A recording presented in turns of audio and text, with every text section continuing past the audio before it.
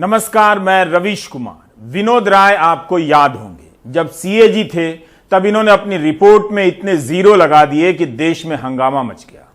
1,76,000 करोड़ के घोटाले की खबर सुनकर जनता सुन्न हो गई। मोदी सरकार के 7 साल बाद भी 1,76,000 करोड़ का पता नहीं चला।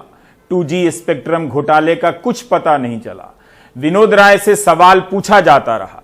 आज इसलिए जिक्र कर रहा हूं क्योंकि विनोद राय ने कांग्रेस नेता संजय निरुपम से बिना शर्त माफी मांगी है। 2014 में एक साक्षात्कार में राय ने दावा किया कि निरुपम और अन्य सांसदों ने उन पर पीएम मनमोहन सिंह को 2G स्पेक्ट्रम रिपोर्ट से बाहर रखने के लिए दबाव डाला था। राय का कहना है कि उन्होंने अनजाने में और गलत तरीके से निरुपम का उल्लेख कर दिया। संजय निरुपम ने कहा है कि विनोद राय को देश से माफी मांगनी चाहिए। 2G घोटाला विनोद राय की रिपोर्ट और बयान के आधार पर खड़ा हुआ था। सोचिए, इस कथित घोटाले का मुख्य सूत्रधार बिना शर्त माफी मांग रहा है। सीएजी का पद संवैधानिक होता है, उनकी बातों पर लोग भरोसा करते हैं, लेकिन विनोद राय ने संजय निरुपम का नाम कैसे ले लिया? क्या यह सिर्फ अनजाने में हुई गलती थी या कुछ और था? देश अब कभी नहीं जान पाएगा। मई 2014 में नरेंद्र मोदी प्रधानमंत्री बनने के बाद गुजरात विधानसभा गए थे। वहां उनका भव्य स्वागत हुआ, जैसा कि होता ही है। वहां उन्होंने एक बात कही थी कि मैं निजी रूप से मानता हूं कि राजनीतिक लाभ और विरोधियों को निशाना बनाने के लिए सीएजी रिपोर्ट का इस्तेमाल नहीं होना चाहिए। अपने चुने जाने के पहले ही महीने में उन्होंने ये बात कह दी, जो उनके चुने जाने का सबसे बड़ा आधार बना था। आप तब भी नहीं समझे, अब भी नहीं समझेंगे। आर्यन खान को जमानत मिल गई है। 3 अक्टूबर को आर्यन खान को गिरफ्तार किया गया था। इसके पहले 2 बार उनकी जमानत खारिज हो चुकी थी। 26 अक्टूबर को बॉम्बे हाईकोर्ट के जस्टिस नितिन डब्ल्यू सांबरे की कोर्ट में जमानत की सुनवाई शुरू हुई। 3 दिनों के दौरान कई घंटे तक चली यह बहस कई बार जमानत से ज्यादा ट्रायल की तरह लगती रही। ऐसा लग रहा था कि मुकदमे का फैसला आज ही हो जाना है। सबकी दलीलों को सुनने के बाद बॉम्बे हाईकोर्ट ने आर्यन को जमानत दे दी, लेकिन ऑर्डर शुक्रवार दोपहर तक आने की उम्मीद है। आर्यन के साथ साथ अरबाज मर्चेंट और मुनमुन धमेचा को भी जमानत मिल गई है। आर्यन के वकील मुकुल रोहतगी की दलीलें additional solicitor general Anil Singh की दलीलों पर भारी पड़ गई। शाहरुख खान ने अपने बेटे के लिए बड़े वकीलों को हाजिर किया तो नारकोटिक्स ब्यूरो ने भी एडिशनल सॉलिसिटर जनरल को उतार दिया। कई घंटों तक बहस चली, कई सवाल उठे। हाई कोर्ट से लेकर सुप्रीम कोर्ट तक के कई फैसलों की नजीरें दी गईं। ऐसा लगा कि ट्रायल चल रहा हो। मुकुल रोहतगी और मुनमुन धमेचा के वकील अली काशिफ खान ने वही सवाल उठाए जो हमने प्राइम टाइम में उठाए थे कि अगर आर्यन और मुनमुन की गिरफ्तारी सिर्फ इसलिए हुई है क्योंकि वो उन लोगों के साथ थे जिनके पास ड्रग्स था, तब तो उस जहाज के कप्तान से लेकर सभी कर्मचारियों को गिरफ्तार कर लेना चाहिए था, जिससे 20,000 करोड़ का ड्रग्स आया और जिसके बारे में किसी ने चर्चा तक नहीं की, नहीं हो रही है। उधर फैसले के इंतजार में शाहरुख खान के फैंस उनके घर मन्नत के बाहर जमा हो गए थे। फैसला आते ही फैंस में खुशी की लहर दौड़ पड़ी।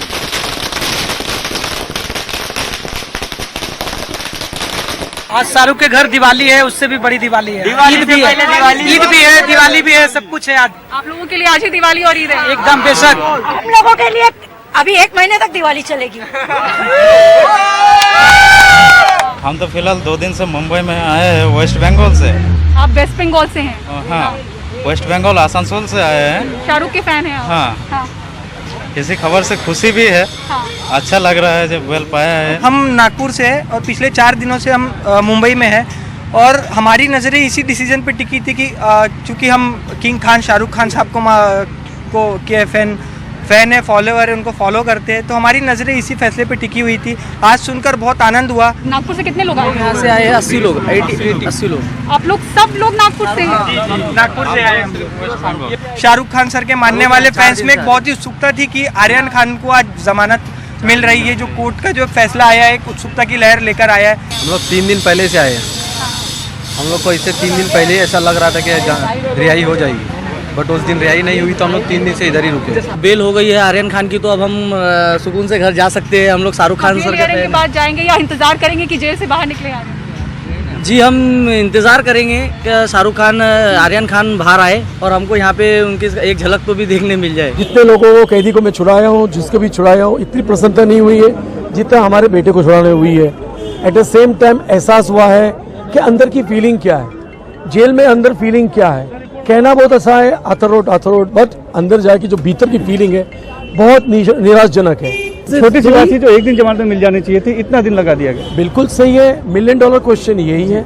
हमें सबको बहुत उम्मीद थी कि किला कोर्ट से मिल जाए, नहीं हो पाया। सेशन कोर्ट में तो कॉन्फिडेंस था, नहीं हो पाया। यहाँ भी कॉन्फिडेंस था, बट कहते हैं ना, गॉड प्रोपोजेस मैन डिस्पोजेस। पहले दिन से हम लोग रेडी थे कि मजिस्ट्रेट कोर्ट से खुल जाना है, नहीं हुआ। सेशन कोर्ट में बोले, वहाँ पे भी नहीं हुआ। अफसोस की बात थी, तो वेट हमको लाना जरूरी था। जो भी हमारे रिसोर्सेज थे उसके हिसाब से इस्तेमाल करना पड़ा। अगर मुकुल रोहतगी जैसे वकील ना होते तब फिर सामान्य जमानत का यह मामला किसी आम आदमी के लिए सपना हो जाता। लेकिन आर्यन खान के मामले में उल्टा हुआ। शाहरुख खान के बेटे होने की कीमत भी चुकानी पड़ी। इतना कहने का संदर्भ यह है कि इसी 11 अक्टूबर को पंजाब और हरियाणा हाईकोर्ट के जस्टिस हरसिमरन सिंह सेठी ने एक फैसला दिया है। पुलिस के अनुसार इस मामले में 27 सितंबर को एक बाइक से ड्रग्स बरामद होता है। 2 लोग गिरफ्तार होते हैं। इनमें से एक वह है जो बाइक के बगल में खड़ा था। बाइक उसकी नहीं थी, ना ही ड्रग्स उसके पास से बरामद हुआ था। इस आरोपी के वकील ने जमानत की याचिका दायर कर दी। जस्टिस हरसिमरन सिंह सेठी ने करीब 2.5 पन्नों का बेहद संक्षिप्त आदेश जारी किया और जमानत दे दी। जैसा कि प्राइम टाइम में फैजान मुस्तफा ने कई बार कहा है कि बेल ऑर्डर हमेशा संक्षिप्त होना चाहिए। उन्होंने इस आदेश को भी आदर्श बेल ऑर्डर कहा है। इसमें जज लिखते हैं कि पुलिस का आरोप है कि बाइक के बगल में जो आरोपी खड़ा था उसे नशे की लत है। बाइक उसकी नहीं थी, ड्रग्स उसके पास से बरामद नहीं हुआ था। जज ने लिखा है कि वे केस की मेरिट पर नहीं बात कर रहे हैं। आरोपी के पास ड्रग्स था या नहीं यह ट्रायल में साबित होगा, तब तक के लिए उसे नियमित जमानत दी जाती है। इस केस में बाइक से 5 या 7 ग्राम हेरोइन बरामद हुई थी। पुलिस ने इसलिए पकड़ा था क्योंकि यह आरोपी पहले भी ड्रग्स के साथ पकड़ा जा चुका है। इस फैसले की नजर से देखेंगे तो आर्यन खान और अन्य के मामलों में काफी कुछ साफ साफ दिख जाएगा। लेकिन यह ध्यान रखना होगा कि दोनों केस की परिस्थितियां भले एक सी हैं, मगर डिटेल अलग अलग हो सकते हैं। नारकोटिक्स ब्यूरो की तरफ से additional solicitor general Anil Singh ने कोर्ट को व्हाट्सएप चैट दिखाया, जिसके बारे में आर्यन के वकील मुकुल रोहतगी ने 26 अक्टूबर को कहा था कि उस चैट में क्या है उन्हें दिखाया तक नहीं गया। लगा कि अनिल सिंह ने कोई तुरुप का पत्ता चल दिया है, लेकिन इसके बाद भी आर्यन को जमानत मिली। मुकुल रोहतगी ने फिर अपना पक्ष रखा, जबकि वे 26 अक्टूबर को भी यही बातें कह चुके थे। रोहतगी ने फिर से कहा कि आर्यन के पास से कुछ नहीं मिला, ना उसे जानकारी थी कि दूसरे आरोपी के पास ड्रग्स है। गिरफ्तार हुए 5 आरोपियों की जवाबदेही आर्यन पर डाली जा रही है। जहाज पर 1300 लोग थे। कोर्ट के सामने ऐसा कुछ नहीं पेश किया गया जिससे पता चले कि आर्यन को कुछ पता था। अर्चित के पास से 2.4 ग्राम बरामद हुआ। किसी डीलर के पास इतनी कम मात्रा नहीं होती है।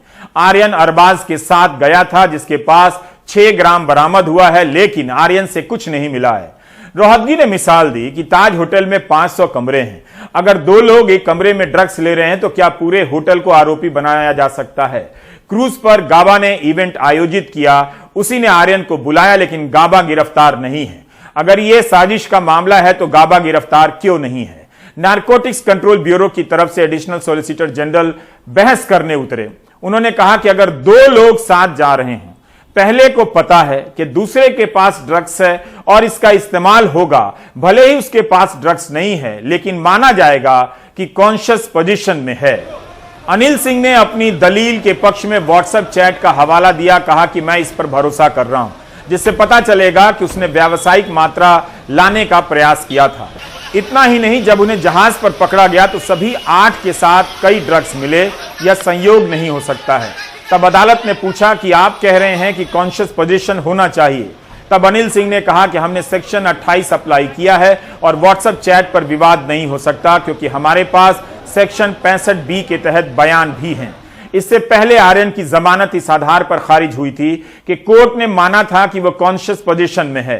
प्राइम टाइम में फैजान मुस्तफा ने विस्तार से बताया था कि कॉन्शियस पोजीशन का मामला बनता ही नहीं है।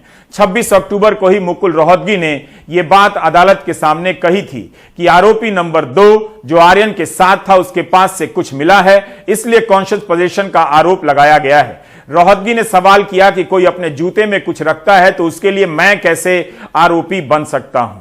पंजाब हरियाणा हाईकोर्ट ने सुखचरण सिंह बनाम पंजाब राज्य मामले में जमानत दी है। उसमें भी इसी तरह की बात थी। एक बाइक से ड्रग्स मिला, 2 लोग गिरफ्तार हुए। आरोपी नंबर 2 की बाइक नहीं थी, ना ही उसके पास ड्रग्स मिला, लेकिन कोर्ट ने जमानत दी। आर्यन के साथ भी ऐसा ही हुआ लगता है। नहीं, ये बड़ी गलत बात हो जाएगी कि दूसरे के पोजीशन में जो चीज है अगर उसकी आपको नॉलेज है उस पर क्रिमिनल लायबिलिटी होने लगे। यकीनन लॉ में एक ड्यूटी है कि कोई जुर्म अगर होने वाला है तो आप उसकी इंफॉर्मेशन पुलिस को दें, लेकिन अक्सर अगर वो आपका दोस्त है और आप चाहते हैं कि वो इस बुरी लत से वापस आ जाए तो आप इंफॉर्म नहीं करेंगे। मैं समझता हूं ये प्रिंसिपल ही गलत है।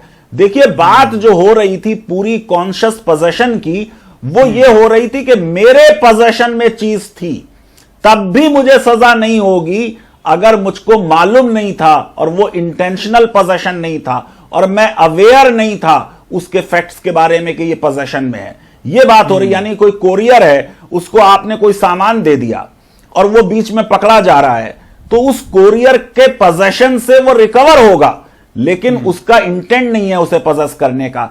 हम बिल्कुल उसका उल्टा इंटरप्रिटेशन कर ये कह रहे हैं कि किसी दूसरे के पोजेशन में कोई चीज है और आपको उसकी नॉलेज हो गई तो आपकी भी लायबिलिटी उसके बराबर हो गई। मैं ये समझता हूं ये बिल्कुल क्लासिकल क्रिमिनल लॉ का रॉन्ग इंटरप्रिटेशन है। कानूनी तौर पर कॉन्शियस पोजीशन की दलील शुरू से ही कमजोर थी, लेकिन नारकोटिक्स ब्यूरो के वकील कभी साजिश बताते रहे, कभी बड़ी डील का हवाला देते रहे। रोहतगी ने अपनी बहस में सवाल उठाया था कि आर्यन का मेडिकल टेस्ट नहीं किया गया। एडिशनल सॉलिसिटर जनरल ने कहा मेडिकल टेस्ट इसलिए नहीं हुआ क्योंकि आर्यन ने सेवन नहीं किया था। क्या यह पर्याप्त है अपने आप में यह दलील? जबकि इन्हीं अनिल सिंह ने कहा कि आर्यन पिछले कुछ वर्षों से नियमित उपभोक्ता है और रिकॉर्ड से पता चलता है कि वह ड्रग्स उपलब्ध करा रहा है। यहां हमारा सवाल है कि अगर अनिल सिंह के अनुसार आर्यन नियमित नशा करता था तब तो मेडिकल जांच होनी ही चाहिए थी, क्यों नहीं हुई? क्रूज में आने से पहले भी तो कोई सेवन कर सकता है। अगर सेवन नहीं किया और बरामद नहीं हुआ तब भी मेडिकल जांच होनी चाहिए थी। मान लीजिए कोई शराब के नशे में है और ट्रैफिक पुलिस से कह दे कि उसके पास शराब की बोतल नहीं है, ना ही उसने पी है, तो ट्रैफिक पुलिस को मान लेना चाहिए, जांच नहीं करनी चाहिए। अनिल सिंह कहते हैं कि आर्यन ने सेवन नहीं किया इसलिए मेडिकल टेस्ट नहीं हुआ। 11 अक्टूबर को पंजाब हरियाणा हाईकोर्ट के जज तब भी जमानत देते हैं जब पुलिस कहती है कि आरोपी पुराना नशेड़ी है और पहले भी गिरफ्तार हुआ है। फिर जब उसके पास से ड्रग्स नहीं मिला तो उसे जमानत दे दी गई। आर्यन खान, अरबाज मर्चेंट और मुनमुन धमेचा की जमानत अर्जी पर बॉम्बे हाईकोर्ट में सुनवाई के दौरान ही उन्हें जमानत मिल जाएगी, ये तो किसी ने सोचा भी नहीं था। ये जरूर उम्मीद थी कि आज सुनवाई पूरी हो जाएगी और शायद फैसला रिजर्व हो जाएगा। ये भी उम्मीद थी कि जमानत बॉम्बे हाईकोर्ट से हो ही जाएगी, लेकिन इतनी जल्दी ये न तो बचाव पक्ष ने सोचा था और न ही हम मीडिया वालों ने भी सोचा था। लेकिन हुआ वैसा, जैसे ही जो एडिशनल सॉलिसिटर जनरल हैं अनिल सिंह, उन्होंने अपना तर्क खत्म किया, पूर्व अटॉर्नी जनरल मुकुल रोहतगी फिर से उठे। वो अपना कंक्लूड करना चाह रहे थे, अभी वो कंक्लूड कर ही रहे थे कि अचानक जो जस्टिस हैं नितिन सांबरे ने कह दिया कि बेल अलाउड। सब लोग अवाक रह गए। एक पल किसी को यकीन नहीं हुआ, लेकिन बाद में सबको हुआ कि जमानत हो गई है, जिसकी की उम्मीद थी। लेकिन हाँ, अभी आर्यन खान, अरबाज मर्चेंट और मुनमुन धमेचा को और भी जेल में रहना होगा एक दिन, क्योंकि जो फाइनल ऑर्डर कॉपी है वो नहीं आई है, वो कल आएगी। बहरहाल जो साजिश का आरोप था, जो मेट्रोपॉलिटन मजिस्ट्रेट में टिका, जो यहाँ सत्र न्यायालय में टिका, वो यहाँ बॉम्बे हाईकोर्ट में धराशायी हो गया मुकुल रोहतगी के अपनी दलीलों से, अमित देसाई के दलीलों से। जबकि जो मटेरियल था और फैक्ट था, यानी कि जो आरोप लगाए गए थे, सबूत थे, वो वही के वही थे। लेकिन यहाँ पर जो एनसीबी है उसके एक भी तर्क काम नहीं आया और नतीजा ये हुआ कि इतनी लंबी कानूनी लड़ाई के बाद जो बिल पहले दिन ही हो जानी चाहिए थी मजिस्ट्रेट कोर्ट में, उसके लिए यहाँ तक संघर्ष करना पड़ा। बहरहाल जमानत हो गई है और शाहरुख खान, उनका परिवार और बाकी जो मुनमुन धमेचा और अवध मिश्र का परिवार है, सभी ने राहत की सांस ली। मुकुल रोहतगी ने कहा कि आर्यन की गिरफ्तारी अवैध है, गलत है। इस पर जमानत का विरोध कर रहे एडिशनल सॉलिसिटर जनरल ने कहा मजिस्ट्रेट ने 3 रिमांड ऑर्डर दिए, उसे चुनौती नहीं दी गई। अब आरोपी नहीं कह सकते कि गिरफ्तारी अवैध है, उसे कोर्ट को संतुष्ट करना होगा कि मजिस्ट्रेट ने आदेश देते वक्त इन बातों का संज्ञान नहीं लिया। इस बिंदु पर लगा कि सरकारी पक्ष की दलीलें कमजोर पड़ रही हैं। मुनमुन धमेचा के वकील अली काशिफ खान ने भी यही कहा कि मुनमुन को क्रूज पर आमंत्रित किया गया था। जब एनसीबी ने सर्च किया तो वह एक कमरे में थी सुमैया और बलदेव के साथ। मुनमुन के साथ कुछ भी बरामद नहीं हुआ था, लेकिन सुमैया को छोड़ दिया गया जिसके पास से ड्रग्स के इस्तेमाल में आने वाला रोलिंग पेपर बरामद हुआ था। बलदेव को भी छोड़ दिया गया। इसी तरह की दलील मुकुल रोहतगी की थी कि आर्यन को जिसने बुलाया, जिसने इवेंट का आयोजन किया, उस गाबा को गिरफ्तार ही नहीं किया गया। इस तरह आर्यन खान को जमानत मिल गई। इस मामले में गिरफ्तार हुए अरबाज मर्चेंट मुनमुन धमेचा को भी जमानत मिली है। 26 अक्टूबर को इसी मामले में आरोपी अवनी साहू और मनीष राजगरिया को जमानत मिल गई थी। तब हमारे सहयोगी सुनील सिंह ने वकील से बात करते हुए कहा था कि यह जमानत बाकी तीनों की जमानत का रास्ता बनाता दिख रहा है।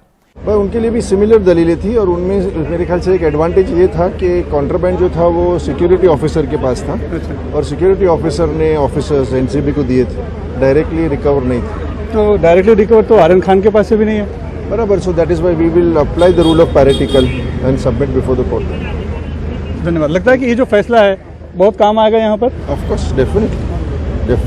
तो स्वाभाविक तौर पर अब जब कल इस पूरे मामले में सुनवाई होगी तब इन दोनों का भी विषय मुद्दा यहाँ पर रखा जाएगा और कोशिश की जाएगी, बताई की जाएगी कि किस तरह से कॉन्स्पिरेसी की जो बात है वो खोखली है, वो सही नहीं है और जो मामला है ये पूरा जमानत के लिए फिट है, तो दोनों को जमानत दे दी जाए। यह मामला अदालत के बाहर का भी है, अभी इसकी कई परतें खुलनी बाकी हैं।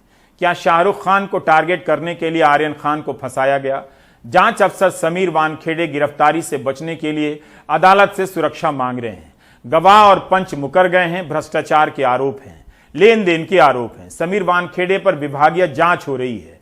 यह केस नैतिक बनते बनते अनैतिकताओं के सुरंग में चला गया है। कौन जानता है क्या निकलने वाला है, क्या कुछ निकलेगा भी। आप ब्रेक ले लीजिए।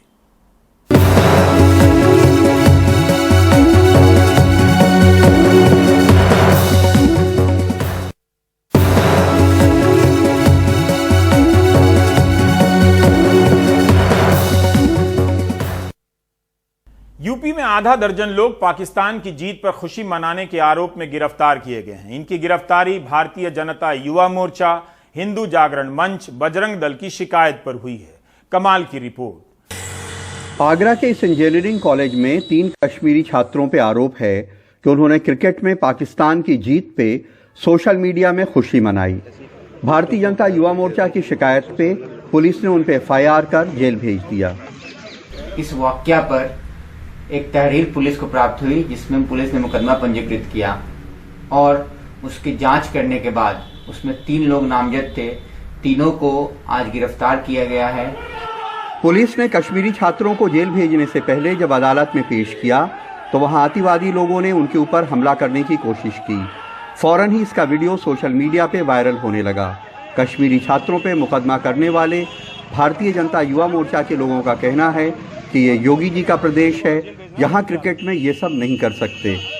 अगर वो देश को तोड़ने की बात करेगा तो उसके लिए हमारे देश में, हमारे प्रदेश में, हमारे आगरा में कहीं भी कोई स्थान नहीं है, क्योंकि ये प्रदेश योगी जी का प्रदेश है। यहाँ देश तोड़ने वालों की जगह कहीं नहीं दी जाएगी।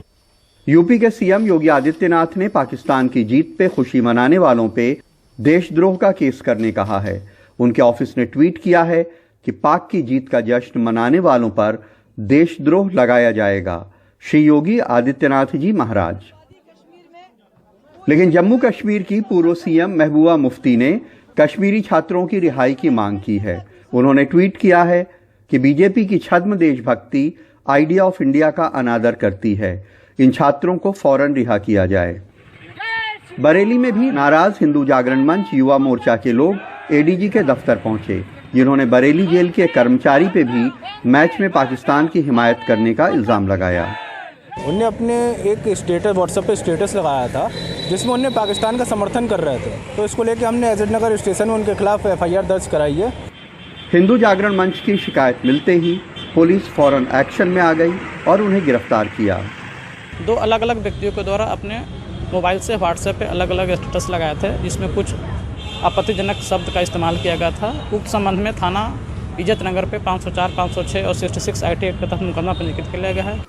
सीतापुर में बजरंग दल के लोगों ने पुलिस से मुशर्रफ नाम के एक शख्स की शिकायत की कि वो पाकिस्तान की जीत पर भारतीय टीम का मजाक उड़ा रहा है। पुलिस ने उसे भी जेल भेजा है। और मुशर्रफ के द्वारा ही हमारे देश को और हमारे धर्म को टारगेट करके आपत्तिजनक शब्द सोशल मीडिया के माध्यम से लिखे गए, जिससे हम हिंदुओं की भावनाओं को, हम देशभक्तों की भावनाओं को ठेस पहुंची। सियासत के जानकार कहते हैं कि उत्तर प्रदेश में चुनाव आने वाले हैं और इस तरह की हर घटना से पोलराइजेशन कराने में मदद मिल सकती है। हो सकता है कि इसके पीछे कुछ लोगों की ये मंशा भी हो। समीर, रणदीप, नसीम और विनीत के साथ कमाल खान, NDTV इंडिया। आप देख रहे थे प्राइम टाइम। नमस्कार।